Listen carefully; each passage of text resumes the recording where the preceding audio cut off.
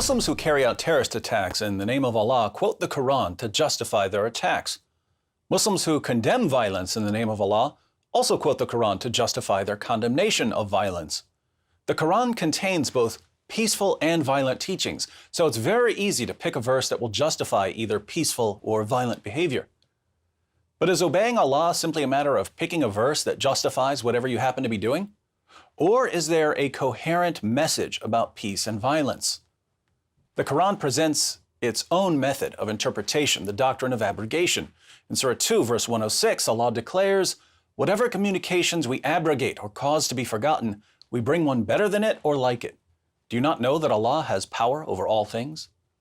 According to the Quran, then, when Muslims are faced with conflicting commands, they aren't supposed to pick the one they like best. Rather, they are to go to history and see which verse was revealed last. Whichever verse came last is said to abrogate or cancel earlier revelations. When we apply this method to the Quran, we find that there are 3 stages in the call to jihad depending on the status of Muslims in a society. When Muhammad and his followers were only a tiny minority of the population, they were commanded to preach a message of peace and tolerance.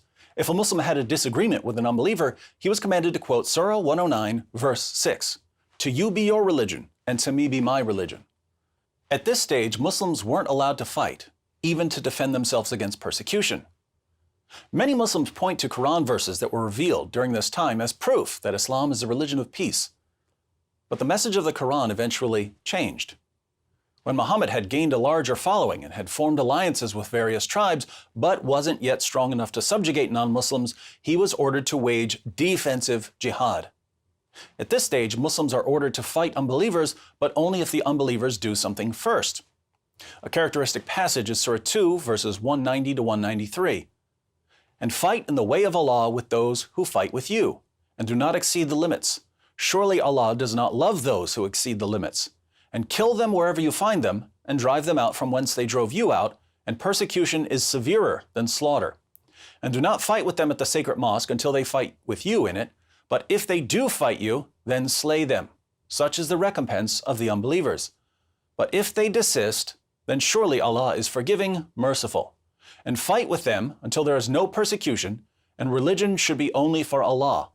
But if they desist, then there should be no hostility except against the oppressors."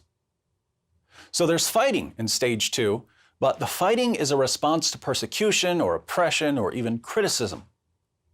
Many Muslims in the West insist that this is the end of the story. Fighting is only for self-defense. But the revelations continued to change as the Muslim community expanded. When Muhammad and his followers became the most powerful force in Arabia, they were commanded to wage offensive jihad, violently subjugating non-Muslims simply for being non-Muslims. Surah 9, verse 29 of the Quran commands Muslims to fight those who do not believe in Allah. Notice this is a command to fight people based on what they believe. Surah 9, verse 73, "O Prophet, strive hard against the unbelievers and the hypocrites and be unyielding to them." Strive hard against whom?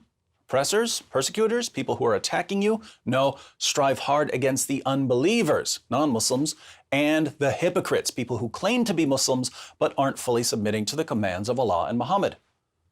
Surah 9, verse 123, "O you who believe, fight those of the unbelievers who are near to you and let them find in you hardness."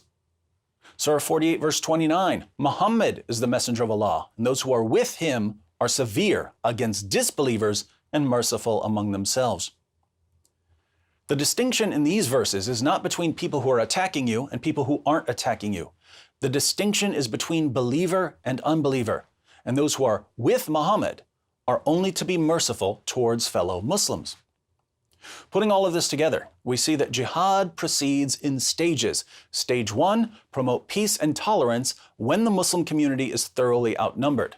Stage 2, fight defensively when the Muslim community is strong enough to fight, but not strong enough to conquer. Stage 3, fight offensively when the Muslim community is strong enough to violently subjugate non-Muslims.